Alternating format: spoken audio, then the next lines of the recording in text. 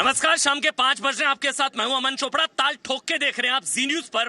और आप जानते हैं कि पश्चिमी उत्तर प्रदेश की जो 8 सीटें हैं उस पर 11 तारीख को मतदान होना है।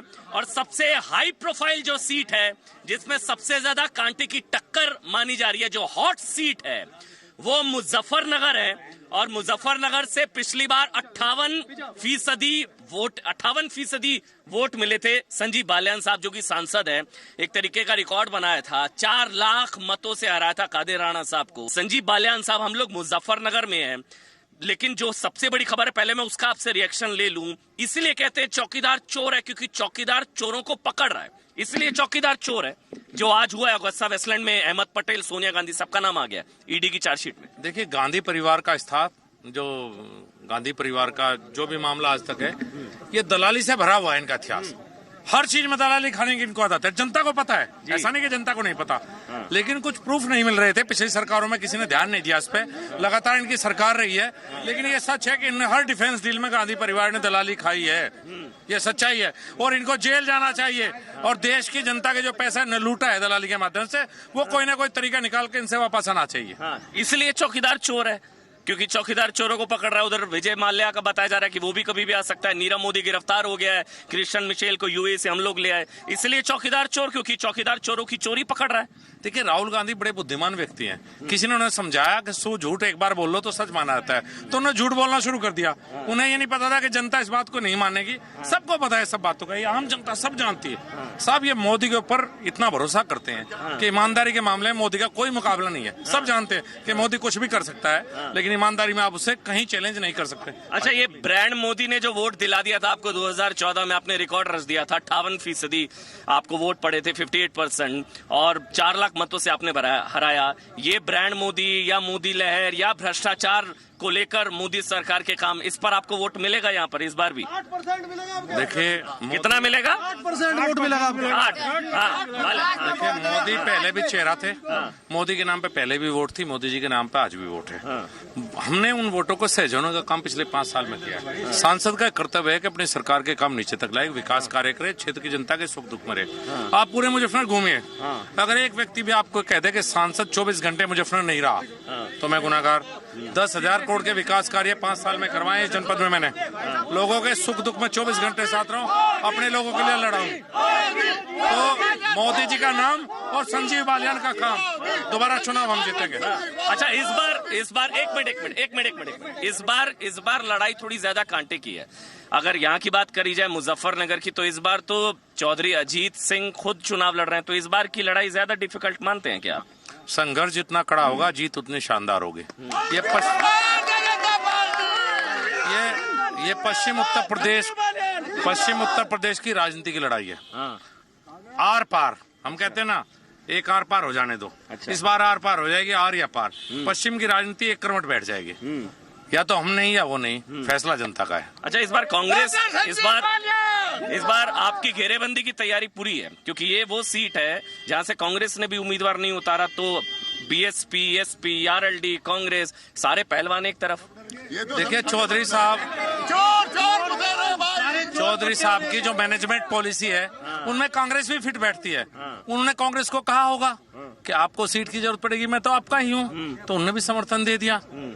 तो अच्छी बात है, कोई बात नहीं। मैंने कहा सब ठीक है, एक बार अच्छी तरह हो जाने दो। कम से कम इस बार मैं 50% से ऊपर रहा, तो फिर अगले 15-20 साल आराम से सांसद रह जाऊंगा, कोई समस्या नहीं रहेगी। अच्छा, एक मिनट, वो सनी देओल का डायलॉग है, वो कहते हैं no if no but only जट।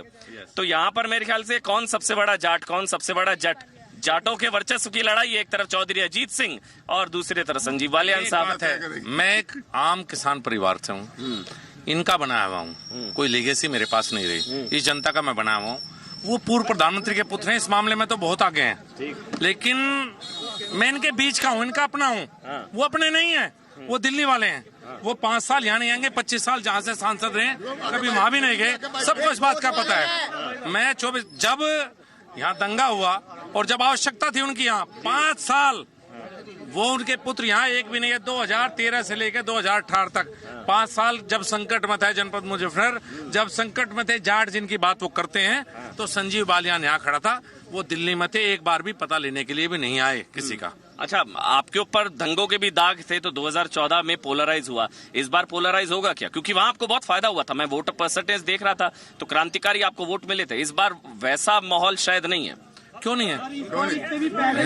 देखिए, सारी जातियों के वोट हैं। पिछली बार की परिस्थितियां दूसरी थी, मैं समझता हूँ, स्वाभाविक थी। इस बार काम के आधार पर वोट मांग रहा हूँ, 24 घंटे जनता बीच में रहने का। मेरा सबसे बड़ा विरोधी भी ये नहीं कह सकता कि संजीव बालियान 5 के 5 साल जनता के बीच में नहीं रहा। संजीव बालियान ने विकास कार्य नहीं करवाए। हो सकता है आपको 10 कारण और दे दे वोट ना देने के, वो उसकी मर्जी है। इस बार कुछ मुस्लिम वोट भी मुझे मिल रहे हैं, दलित वोट भी बड़ी। वो ये कहते हैं कि 5.5 लाख तो एक तरफ ही हो गया, मुसलमान 5.5 लाख वोट हो गया, दलित हो गया, वो जो उनका MY फैक्टर तमाम चीजें हैं, इसका मतलब तो वो गिनाते हैं हमेशा। मैं मिला हूं कई नेताओं से, वो महागठबंधन गिनाता है 5.5-6 लाख तो मुसलमान मेरी तरफ, हमारी तरफ हो गया। इसका मतलब वो धार्मिक और जातीय कार्ड खेल रहे हैं, उनके पास कहने के लिए कुछ नहीं। संजीव बालियान के लिए कहने के लिए बहुत काम है। संजीव बालियान को जाति और धर्म का कार्ड फेंकने की आवश्यकता नहीं है।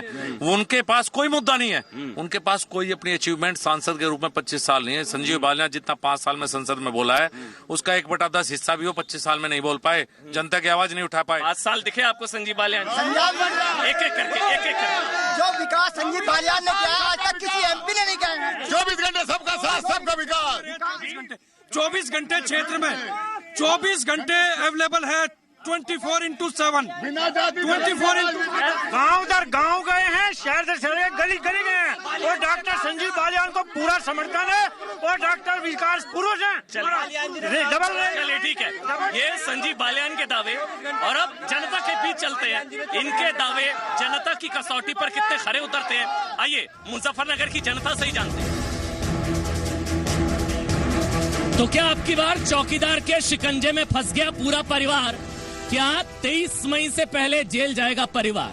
मुजफ्फरनगर के लोग हमारे साथ हैं। मैं चाहूंगा एक बार जोरदार तालियों के साथ आप लोग अपना ही स्वागत कीजिए, क्योंकि देखिए मुजफ्फरनगर की जो लड़ाई है वो वाकई बहुत कांटे की लड़ाई है। देखिए बहुत टाइम है, नारेबाजी का बहुत टाइम मिलेगा, अभी थोड़ी डिबेट करेंगे ताकि समझ में आए कि आप लोग क्या सोचते हैं। देखिए मुजफ्फरनगर में बहुत कांटे की टक्कर है, करप्शन भी यहाँ पर मुद्दा है, भ्रष्टाचार भी। मैं यहाँ पर सुबह से हूँ, मैंने संजीव बालियान साहब से बात करी, लेकिन जिस तरह से आज ईडी की तरफ से चार्जशीट में AP मतलब अहमद पटेल, FAM मतलब फैमिली, तो क्या अब इस घोटाले में भी, हेलीकॉप्टर घोटाले में बताया गया कि 3600 करोड़ 325 करोड़ के आसपास की दलाली खिलाई गई यहाँ पर कुछ लोगों को, कुछ पत्रकारों को भी, उसमें नाम है 45 करोड़ के आसपास का। कुछ ऐसे पत्रकार हैं जिनको पिछली सरकारों में पद्म सम्मान तक दिया गया, कुछ ऐसे पत्रकार जो रफाल के पीछे हाथ धोकर पड़े थे, यूरो फाइटर की लॉबिंग यहाँ पर चल रही थी।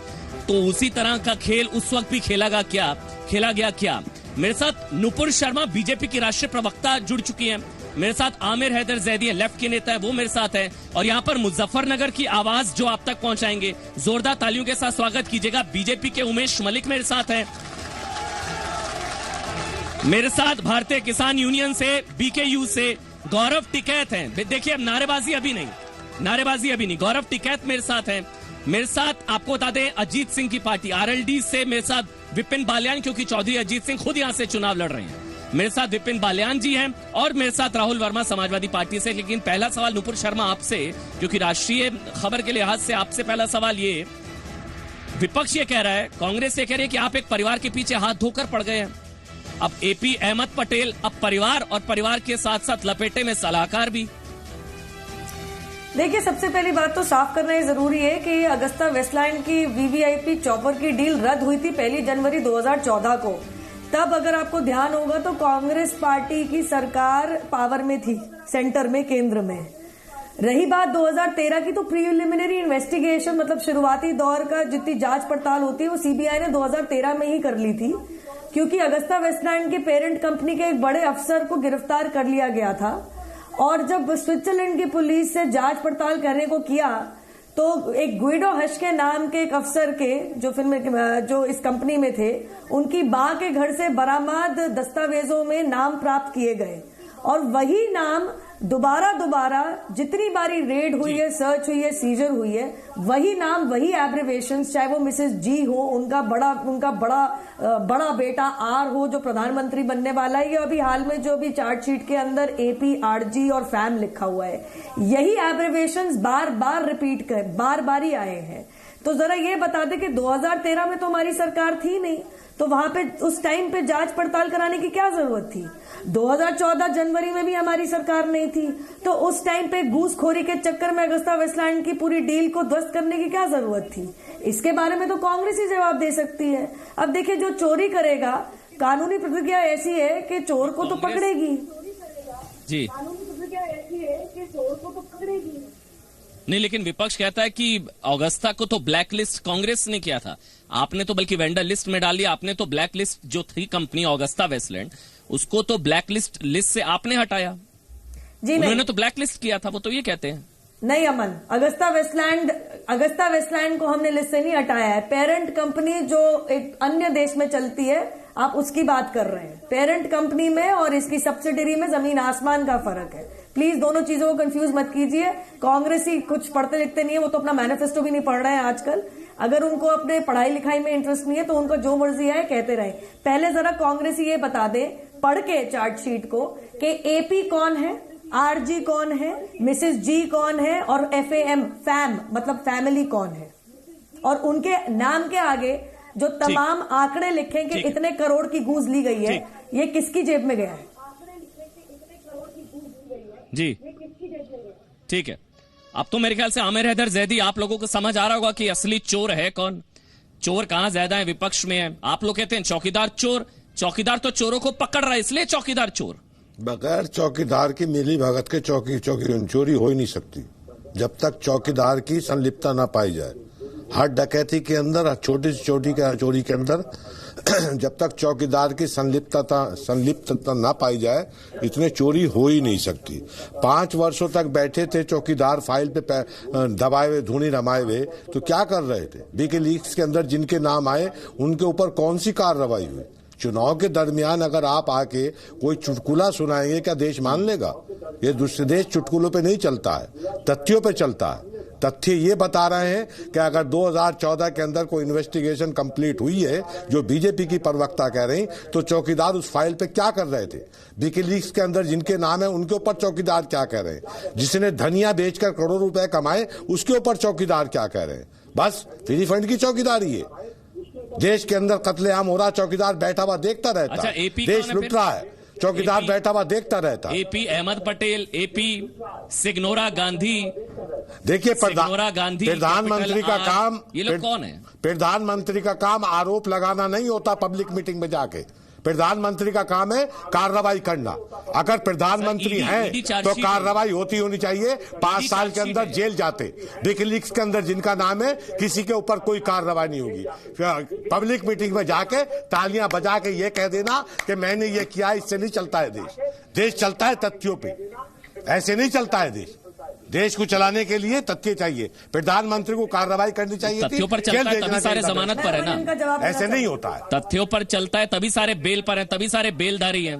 जब तो बता, तभी सारे बेल पर है ना। दूसरे भी कहना चाहिए सारे बेल पर है, तथ्यों पर चल रहे हैं। भाई दूसरे भी तिहाड़ी है। बचा क्या इस देश के अंदर? हम तो देश बचाने की बात कर रहे हैं, लेकिन इस तरह से नहीं चलता कि पब्लिक मीटिंग के अंदर चुनाव के दौरान आके कह दिया कि साहब कोई आरजी है, कोई एपी है। अरे विकीलीक्स के अंदर तो खुले खुले नाम है, उनके ऊपर कार्रवाई नहीं होती है। कुंडली मार के बैठ गए। ये कैसा चौकीदार है? नाक के नीचे पूरा देश लूट के बाहर चला गया। जैदी साहब, आपको भी कुछ मिला है क्या? इतना क्यों बचा रहे हैं परिवार को? मैं नहीं बचाता। आप इतना क्यों बचा रहे हैं परिवार को? आपको भी कुछ मिला है क्या? आपको मिला होगा, ये बताइए ना। चौकीदार ने जब डकैती डलवाई, देश लुटवाया, तो सर मैं तो खुलकर नाम लेता हूँ, मैं डरता थोड़ी ना हूँ आपकी तरह। मैं नहीं डरता सर, मैं आपकी तरह डरता नहीं हूँ सर, मैं खुलकर नाम लेता हूँ। मैं तो बोल रहा हूँ अहमद पटेल, एपी अहमद पटेल, फैमिली, लीजिए नाम। मैं नहीं डरता। लेंगे नाम, लेंगे नाम। सुन लीजिए, वहाँ तो एपी देश को बेचकर देश बचाएंगे आप, न रफाल आने देंगे। देश को बेचकर देश बचाएंगे आप। किसका नाम है विकीलीक्स? ठीक है, बताऊं ना। नुपुर नुपुर नुपुर नुपुर नुपुर में किसका नाम है? ठीक, नुपुर। अमिताभ बच्चन का नाम है विकीलीक्स के अंदर। करो कार्रवाई ना। चुनाव से पहली कार्रवाई में तेजी। विपक्ष के पेट में दर्द इसलिए हो रहा है, विपक्ष कह रहा है, ठीक है जैदी साहब, विपक्ष ये कह रहा है कि चुनाव से पहली कार्रवाई में इतनी तेजी आती है, सारे मामलों में तेजी। विपक्ष ये कह रहा है। जायदी साहब की तो ऐसी हालत हो रही है, जैसे उल्टा चोर कोतवाल को डांटे। काश कांग्रेस की तरह ये हरकत ना करते, ये भी अगर अखबार पढ़ लेते तो आज ये ऐसे बेबुनियाद आरोप नहीं लगा रहे होते। क्योंकि इनको बताना बहुत अहम समझती हूं मैं, 2014, 15, 16 के अंदर जब इटली के कोर्ट के अंदर ये तमाम मामले की जांच पड़ताल हो रही थी, क्योंकि वहां पे भी घूसखोरी के मामले चल रहे हैं क्रिश्चियन मिशेल और इनके सारे दोस्तों के। अगर ये पढ़ लेते तो इनको पता होता, क्योंकि वहां पे हमारी सरकार की क्या प्रतिक्रिया थी। अगर ये पढ़ लेते तो इनको पता होता कि क्रिश्चियन मिशेल के खिलाफ सबसे पहली चार्जशीट 2 जून 2016 में दर्ज हुई है। अगर ये पढ़ लेते तो इनको पता होता कि नेशनल हेराल्ड के 5000 करोड़ के स्कैम में सोनिया गांधी और उनके सुपुत्र राहुल गांधी दोनों बेल पे बाहर हैं। अगर ये पढ़ते होते अखबार तो इनको ये भी पता होता कि कर चोरी के आरोप में इनको अपराधी पाया गया है दिल्ली सर्वोच्च न्यायालय में। और ये सारे के सारे जो आपको मैं केसेस और मैटर्स बता रही हूं, इसमें हमारी केंद्र सरकार, हमारी पुलिस, हमारी लॉ एंड ऑर्डर की पूरी मशीनरी, इन सब ने प्रोसिक्यूशन किया है। अगर ये हमारी सरकार प्रोसिक्यूशन नहीं करती तो राहुल गांधी कभी कर चोरी, टैक्स थीफ में दोषी पाए नहीं गए होते दिल्ली हाई कोर्ट में। नहीं तो ये बेल पे राहुल गांधी तो धमकी दे रहे हैं, राहुल गांधी तो धमकी दे रहे हैं कि चुनाव के बाद जांच कराएंगे, चौकीदार जेल जाएगा। कौन सी जांच कराएंगे? चौकीदार जेल जाएगा चुनाव के बाद, वो जांच कराएंगे। अमन जी मुझे एक चीज बताइए, बिना सबूत के आप कोई भी किसान जो धनिया उगाता है उसके पेट में अनाज नहीं है, दीजिए। और नेता का बेटा धनिया बेच के करोड़पति बनता है। क्यों बौखला रहे हैं 2019 के बाद? अरे वो तो फिर भी धनिया बेच रहे हैं। आप बताइए राहुल गांधी ने क्या बेच दिया? मुजफ्फरनगर में बैठे हो, राहुल गांधी ने क्या बेच दिया भाई साहब? राहुल गांधी का तो कोई व्यवसाय नहीं है, तो 55 लाख से उनकी आय 9 करोड़ कैसी हुई? आप बताइए ना। 90 करोड़ के फार्म हाउस को 9 लाख का लिख देते हैं अपनी एफिडेविट के अंदर, और उसमें 7 लाख 6.5 लाख रुपए का, इसमें 6.5 लाख रुपए का रेंट भी कमा लेते हैं। 90 करोड़ की प्रॉपर्टी को 9 लाख का बता के राहुल गांधी उसमें 6.5 लाख का रेंट भी कमा लेते हैं। जिसने आज तक ना कुछ बेचा ना कुछ खरीदा, वैसे राहुल गांधी जाएगा। आपको क्यों मिर्ची लगी? वो तो जाएगा। आपको क्यों मिर्ची लगी? आपको क्यों मिर्ची लगी? आपको क्या तकलीफ हो रही है? मुझे 30 सेकंड दीजिए।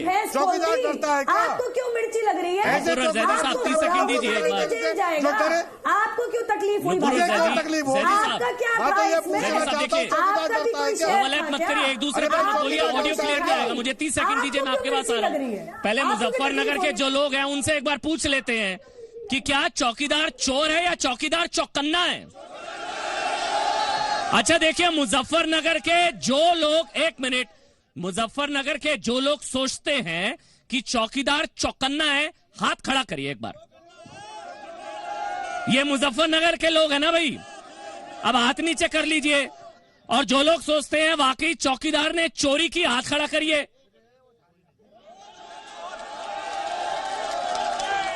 ठीक है, ठीक है। एक मिनट जैदी साहब, ये तो लाइव देख लिया आपने। जैदी साहब सुन लीजिए, ये तो लाइव देख लिया। चौकीदार को चौकन्ना कह रहे हैं लोग, आप चौकीदार चोर चोर कहते रहते हैं। सुन लीजिए, यहाँ बैठ के बता रहा हूँ, 23 मई को पता चलेगा जब बहुमत आएगा जिसके पक्ष में, वो बताएगा कि चौकीदार डरपोक है या चौकीदार चोर है। हम कह रहे हैं चौकीदार डरपोक है, हम कह रहे हैं चौकीदार डरपोक है। अगर ये सब खुलासे हुए हैं तो ये लोग जेल से बाहर क्यों घूम रहे हैं? जेल में होने चाहिए थे। मिर्ची क्यों लगी? मिर्ची आपको लगेगी, हमें नहीं लगती। ये बताइए, विकीलीक्स में जो नाम आए हैं, जो लाल डायरी में नाम है, उनका खुलासा तो हो गया। लाल डायरी वालों के खिलाफ कार्रवाई क्यों नहीं? येदियुरप्पा की लाल डायरी में किस किस के नाम है? बताओ ना। लोग भी साथ थे। अरे येदियुरप्पा की लाल डायरी में किसका नाम है? बताओ, किस किसका नाम है? सब जेल होने चाहिए। किस बात की चौकीदारी कर रहे हो? देश 23 मई को चौकीदार नहीं चुनेगा, प्रधानमंत्री चुनेगा। देश 23 मई को प्रधानमंत्री चुनेगा। हमें चौकीदार नहीं चाहिए। चौकीदार नेपाल से मंगाएंगे, बहुत ईमानदार होते हैं बेनकाब हो। चौकीदार चाहिए ताकि आप जैसे लोग, हमें नेपाल से मंगाने के चौकीदार, हमें प्रधानमंत्री चाहिए, चौकीदार नहीं चाहिए। 44 चोर जेल की सलाखों के पीछे हो। अरे भाई सुन लीजिए, 40 चोरों का सरदार चौकीदार नहीं हो सकता। कितनी चोरी करी? 40 चोरों का सरदार चौकीदार नहीं हो सकता भाई। कांग्रेस के साथ सरकार बनाई, आपने जो पैसा कमाया वो चौकीदार का डर आज नजर आया। अरे आप चौकीदार का नजर आया। आप और कांग्रेस के चर्चा करते हैं, दोनों भ्रष्टाचारी हैं, दोनों चुनाव में जाएंगे तो एक मिनट जैदी साहब देखिए, हम लोग मुजफ्फरनगर में हैं। देखिए एक मिनट नुपुर एक मिनट, मुझे ऑडियो बंद करना पड़ेगा आप दोनों का। आई एम सॉरी नुपुर और जैदी साहब, हम लोग मुजफ्फरनगर में हैं। करीबन मैं देख रहा हूं सैकड़ों लोग हैं हमारे साथ, वो आपको सुन रहे हैं। एक एक करके बोलेंगे ना, वॉइस ओवरलैप नहीं होगी, आसानी होगी डिबेट करने में। ये लोग बोल रहे हैं क्यों एक दूसरे के ऊपर बोल रहे हैं, वो लोग सुन रहे हैं आप लोगों को। एक एक करके बोलिए। नुपुर अब आप बोलिए, मेरा आपसे सवाल है, तो फिर 23 मई से पहले क्या जेल जाएगा परिवार, या ये सब सिर्फ दिखावे के लिए, चुनावी वोटों के लिए है, या वाकई में जेल जाएगा परिवार? अगर कुछ तथ्य है इसमें। नुपुर पहले आप बोलिएगा, फिर जैदी साहब आप जवाब दीजिएगा, बीच में मत बोलिएगा। जेल के डर से तो वैसे ही तितर भाग रहा है, वरना बेल पे कैसे होता है ये परिवार? कर चोरी में दोषी पाया गया है, 100 करोड़ के कर चोरी में दोषी पाया गया है ये परिवार, राहुल गांधी सोनिया गांधी का दिल्ली उच्च न्यायालय के द्वारा। अब इनके नाम बार बार ही आ रहे हैं। क्रिश्चियन मामा आ गए हैं राहुल गांधी के वापस, और दिसंबर से मार्च अप्रैल हो गया, यही रट लगाए गए हैं। RGR Italian lady mrs GAP family को इतना पैसा दिया। देखिए जेल की सलाह के दूर नहीं है, लेकिन जो इनके तमाम इनके जो कोalition पार्टनर जैसे CPIM ये जैदी साहब बैठे हैं, इनका कितना हिस्सा था ये भी चौकीदार पता करके छोड़ेगा। आज इनकी तिलमिलाहट से साफ हो गया है कि भैया पूरी दाल ही काली थी, और किसके झोली में कितना आया करोड़ ये भी साफ होगा।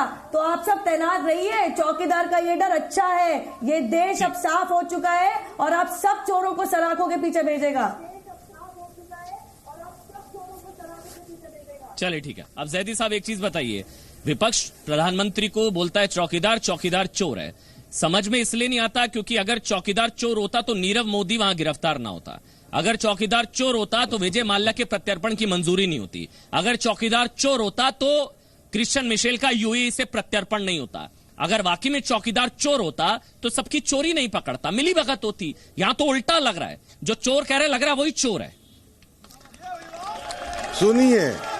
सुन लीजिए, अगर इन्होंने कोई अपराध किया है, 5 साल तक चौकीदार क्या कर रहे थे, इन्हें जेल क्यों नहीं भेजा? नंबर 1।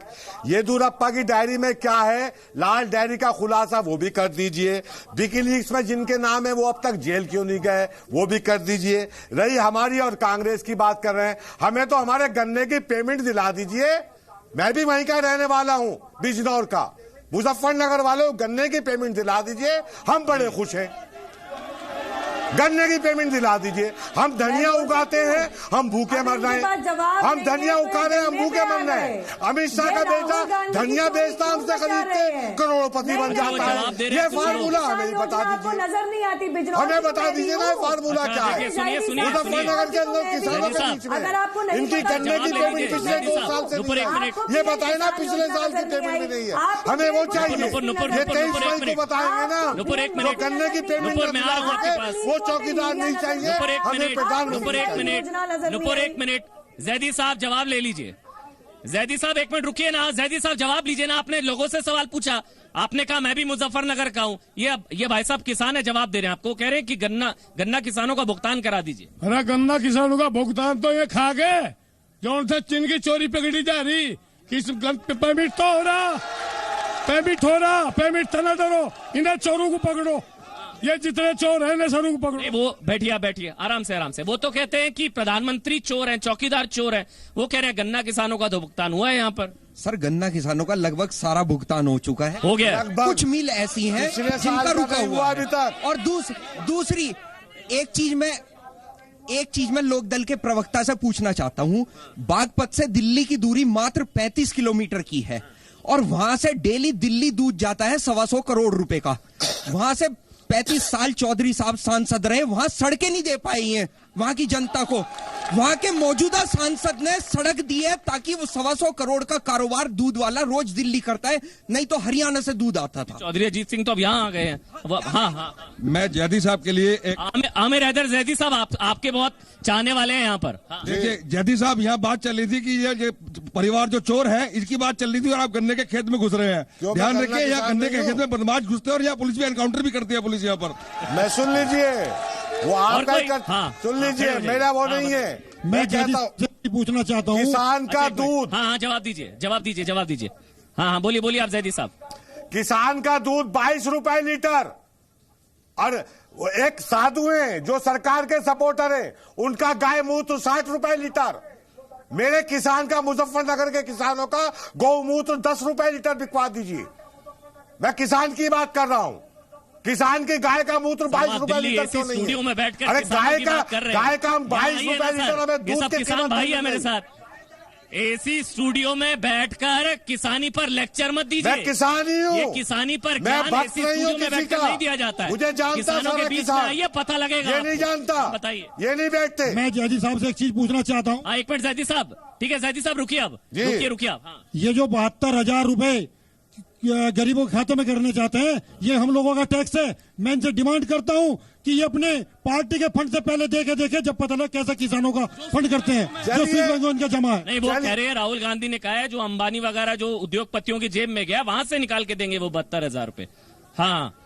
बा कमाल की बात है। उठ लिया। अब बीजेपी 6,000 में लेना चाहती, वो 72 में ले रहा है। परेशान क्यों? से आखिरी सवाल, उसके बाद मैं यहां पर आऊंगा।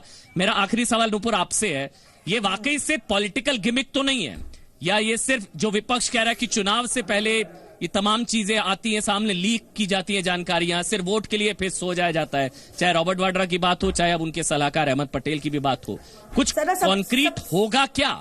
कुछ कॉन्क्रीट होगा? ये सवाल है।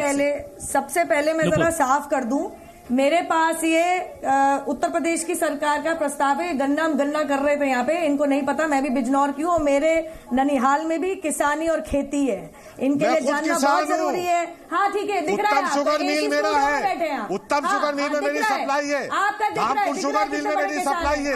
2 शुगर मिल बता रहा हूँ, पिछले साल की पेमेंट नहीं आई है। सबसे पहले तो सबसे समझा रहा हूँ, वो आपकी मिल चांद पे चलती होगी। 2017 में 4,500 6,000 रुपए किसानों को जो भीख दे रहे हो ना, उतना मेरे खेत में गन्ना तोड़ के खा जाते। 35,000 करोड़ का गन्ना खरीद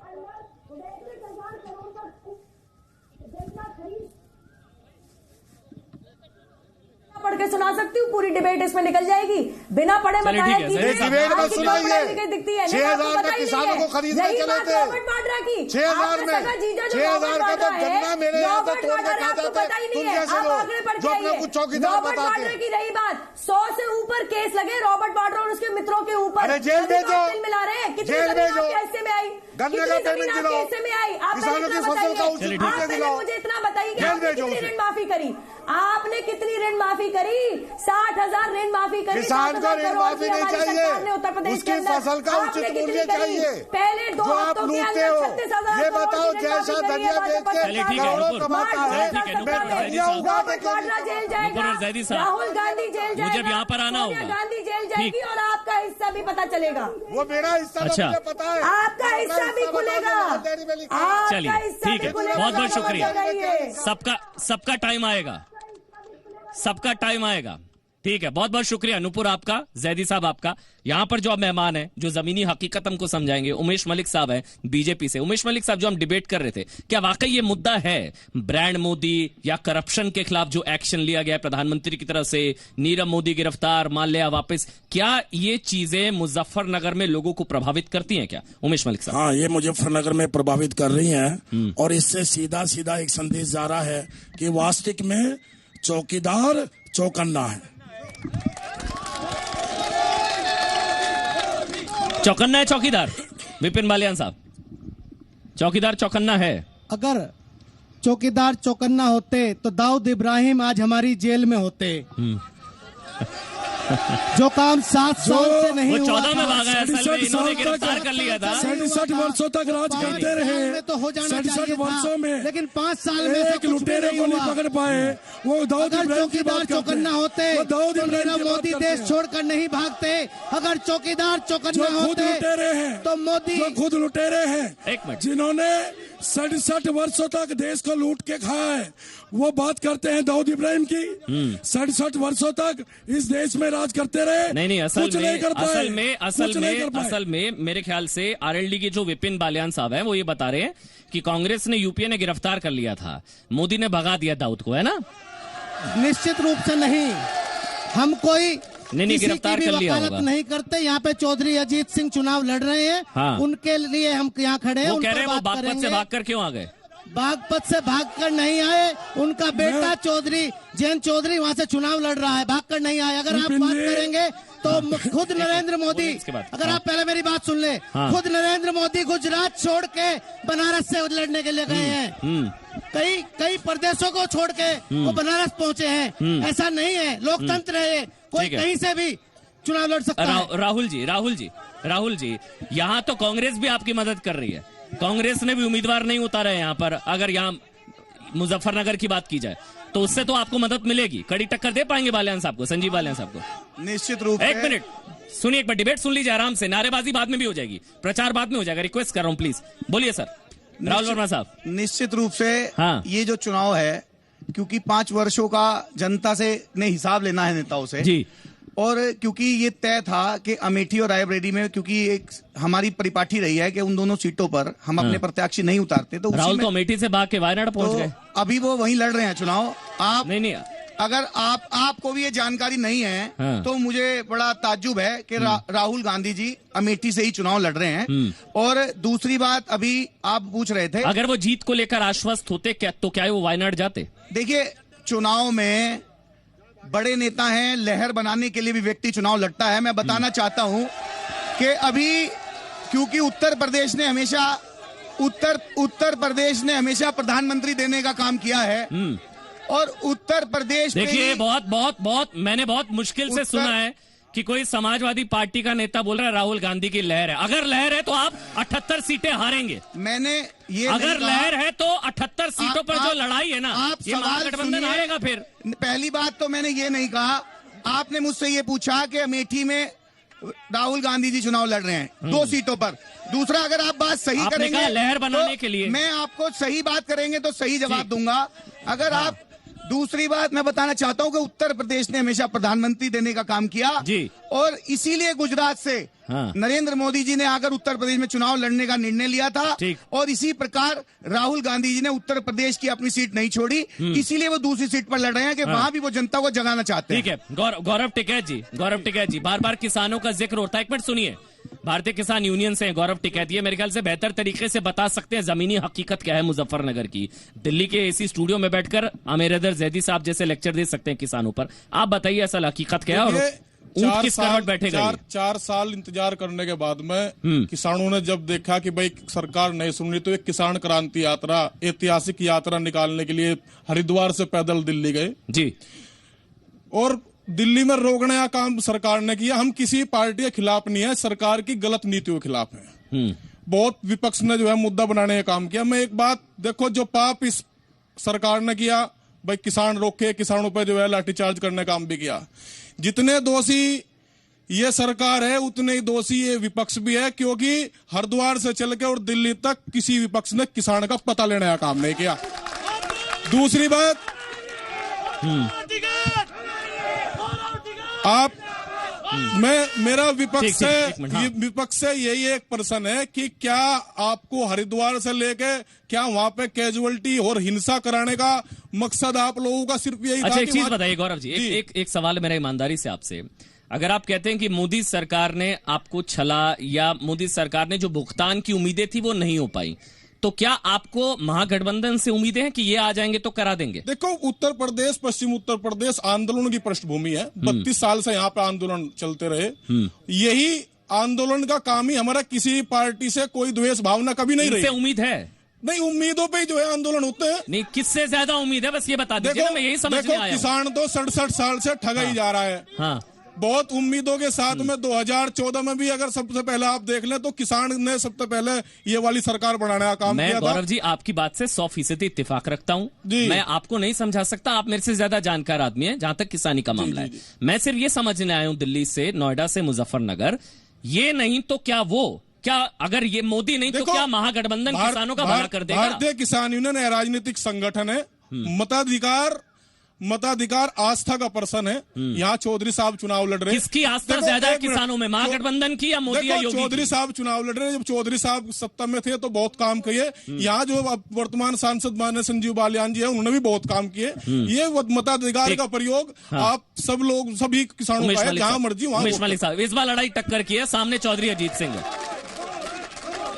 देखिए आपको बता देता हूं एक बार मैं, ये जो सीट हम जहां खड़े हैं मुजफ्फरनगर, अगर आप ये कहें कि पश्चिमी उत्तर प्रदेश की सबसे हाई प्रोफाइल, सबसे हॉट सीट अगर कोई है तो वो ये मुजफ्फरनगर की सीट है, क्योंकि संजीव बालियान ने पिछली बार यहां पर 58% वोट हासिल किए थे, 4 लाख के मतों के अंतर से हराया था कादिर राणा को। लेकिन इस बार यहां पर चौधरी अजीत सिंह खुद चुनाव लड़ रहे हैं, तो 2 जाटों के बीच की लड़ाई है यहां पर। जाटों का कौन बड़ा जाटों का? अमन जी ये सीट 2014 में भी होट थी और 2019 में भी होट है। लेकिन मैं बताना चाहता हूं, आज महागठबंधन की हिम्मत समाज के बीच में जाके वोट मांगने की नहीं पड़ रही है। कारण आज जनता पूछ रही है कि जब हमारे हजारों लड़के जेल के अंदर बंद थे, उस समय महागठबंधन कहा था। जब हमारी माताओं बहनों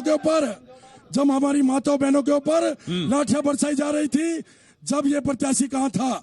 जब हमारे भाइयों के ऊपर फर्जी मुकदमे लगाकर जेल भेजा जा रहा था, जब महागठबंधन कहाँ था? आज एक तरफा इस लोकसभा का वातावरण भारतीय जनता पार्टी का वातावरण बन चुका है। विपिन बालियान साहब, कहाँ था महागठबंधन? बताइए, जवाब दीजिए। मैं इनसे पूछना चाहता हूँ, जब BHU में हमारी बेटियों पर लाठियां बजी थी, उस समय किसकी सरकार थी? इनकी सरकार थी या किसी और की थी? अब जवाब दे उमेश मलिक जी। बात लोकसभा की है, बात हम यहाँ की कर रहे हैं। वो बोल रहे हैं ना, किस प्रकार का उत्पीड़न शोषण हमारे समाज का हुआ मैं बता नहीं सकता। आज वही हालात है। नहीं, मुजफ्फरनगर की बात करिए ना, वो मुजफ्फरनगर किसान क्रांति यात्रा में मुख्य भूमिका मुजफ्फरनगर के किसानों की थी। और उन किसानों पर दिल्ली गेट पर लाठियां बजाई गई थी, पानी की बौछार। एक बात ये बताइए, अजीत सिंह वहाँ पहुंचे थे। एक बात ये बताइए, आप 90 के दशक के आंदोलन देख लें। आप इस आंदोलन के लाठीचार्ज की आप पकड़ कर रखते हैं। 90 के दशक से लेकर अगर पार्टी वाई बातचीत आती है तो किस पार्टी ने किसानों पर लाठीचार्ज ना करने का काम किया हो, उस पार्टी का नाम आप पर बताने का काम करता है। अच्छा, आपको क्या लगता है कौन नहीं करेगा? महागठबंधन या मोदी योगी? यही तो एक बात है। 67 साल से किसान ठगा हुआ आ रहा। आपकी बहुत उम्मीदें किससे हैं सर? ये तो बताइए ना खुलकर, उम्मीदें किससे हैं? आस्थाओं का चुनाव है। आस्था किसमें है? देखो, किसान जो है अपने आप कंफ्यूज कर रहे हैं। आपको हजारों लाखों किसान सुन रहे हैं, मताधिकार करने का आप कंफ्यूज कर रहे हैं गौरव भाई। देखो, आप कंफ्यूज कर रहे हैं। देखो, कंफ्यूज हम भारतीय किसान यूनियन आंदोलन चलाती है और अराजनीतिक संगठन हमारा है। चौधरी साहब का पूरा आशीर्वाद नहीं, कोई जनता पार्टी का है। किसी का डॉक्टर संजीव बालियान सिसोली सबकी भूमि है। एक मिनट, आप कोई भी सबका सम्मान। गौरव भाई, हो गया। राहुल जी, उनको तो महागठबंधन से भी उम्मीदें नहीं है ज्यादा। आपकी अगर उम्मीदें हैं तो सिर्फ यही है कि पोलराइज हो जाए। हमारे पक्ष में तो यही चला जाएगा, 5.5 लाख के करीब मुसलमान हैं और यही पोलराइज हो जाए चुनाव, महागठबंधन चुनाव ले जाएगा। कांग्रेस ने वैसे नहीं उतारा उम्मीदवार यहाँ पर। देखिए, देश की सियासत में जब भी भाजपा, मुझे बता रहे हैं 40% दलित हो गए, भारतीय जनता पार्टी 5.5 लाख मुसलमान हो गए। इतनी परेशानी इस बार इतनी परेशानी क्यों है गठबंधन से? क्योंकि जब 2014 में इन्होंने 19 तक इतना काम किया, तो गठबंधन से क्यों घबराए हुए हैं? गठबंधन से क्यों घबराए हैं? अच्छा, इसका सीधा मतलब है कि निश्चित घबराया कौन? गठबंधन जो है। अगर राहुल जी ये सवाल पूछ रहे हैं मेरे से कि घबराया कौन, तो वो ज्यादा घबराया जिसने गेस्ट हाउस कांड के बावजूद, जिसने मायावती को मारने की कोशिश और हाथ में ला लिया, वो नहीं घबराया, ये घबरा गए। बिल्कुल, क्योंकि उसकी वजह है कि जब 2014 से इन लोगों ने इतना काम किया तो इतनी घबराहट किस लिए है। हाँ। और रही बात गठबंधन की, तो मैं बताना चाहता हूँ कि बिहार हो या पंजाब हो, इन लोगों का भी गठबंधन से ही चुनाव है। जी जी, एक मिनट, ठीक है, एक मिनट, हाँ जल्दी। मेरा चौधरी अजीत सिंह से एक सवाल है। 2013 से वो लगातार यहाँ से भाग रहे हैं, यहाँ आना उनका शुरू हुआ है चुनाव के वक्त। 2013 में दंगों के दौरान जब पूरा समाज उनसे एक सोच रहा था कि वो आएंगे, केंद्रीय मंत्री है, कुछ करेंगे इस शहर के लिए, इस जिले के लिए, इस लोकसभा के लिए, नहीं आए। ठीक है उन्होंने, ठीक है, हाँ ठीक है, मैं ठीक है, छोटा छोटा रखिए, सबके पास आऊंगा। मैं माननीय अजीत सिंह जी के से ये पूछना चाहता हूँ, जो माननीय अजीत सिंह जी यहाँ पर जैसे आए हैं उनके द्वारा, क्योंकि ये प्री प्लान है सारा कि कादिर राणा जी यहाँ रह जाएंगे और अजीत सिंह जी दिल्ली में जाके बैठेंगे, सांसद होगा कादिर राणा। अच्छा ठीक है, हाँ बैठिए, हाँ पहले हम बोल रहे, हाँ बोलिए, रुक जाओ, हम पीछे आराम से चलिए, आप लोग लड़ लीजिए, चलिए ठीक है। महागठबंधन के दिल में भय है क्योंकि ईमानदार मोदी है, बस। अच्छा चलिए ठीक है, हाँ बोलिए। मेरा सवाल बड़ी शालीन, एक मिनट, मेरा सवाल बड़ी शालीनता से है। मध्य प्रदेश, राजस्थान, छत्तीसगढ़ में भारतीय जनता पार्टी चुनाव हार गई, तीनों मुख्यमंत्री अपना निवास खाली करके चले गए चुपचाप। और जो राहुल वर्मा खड़ा, इनका मुख्यमंत्री 20 भी चोरी करके ले गया, और क्या करेगा वो? नहीं, उनका तो उम्मीदवार ही नहीं, आरएलडी का है, आरएलडी के चौधरी अजीत सिंह है। नहीं, ये इनके समर्थन में है। अच्छा चलिए ठीक है, हाँ बोलिए। मेरा सवाल अजीत सिंह से है, जब इतने महिलाओं से और बहनों से इतनी एलर्जी है, क्या एक बार ही महिलाओं के बीच में जाकर अजीत सिंह ने वोट मांगा है? इनको एलर्जी क्यों है, ऐसा क्यों बोल रही है आप, एलर्जी क्यों है? इसलिए क्योंकि मायावती से गठबंधन है, मायावती के साथ मुलायम ने क्या किया था, इसलिए अजीत को एलर्जी है। क्यों नहीं गए बहन बेटियों में? अच्छा चलिए ठीक है, एक छोटा सा ब्रेक, एक ब्रेक ले रहा हूँ, 6 बजे भी यहीं से आपके साथ शुरू करूंगा। एक छोटा सा ब्रेक, ताल ठोके में एक छोटा सा ब्रेक के बाद आपको बता दें उत्तर प्रदेश सियासी रूप से कितना अहम, क्योंकि प्रधानमंत्री आज सहारनपुर में थे और किस तरह से प्रधानमंत्री ने विपक्ष पर, महागठबंधन पर हमला बोला है, इसकी बात करेंगे। छोटा सा ब्रेक ले रहे हैं, तुरंत हाजिर होंगे, ताल ठोके दिख रही है, छोटा सा ब्रेक।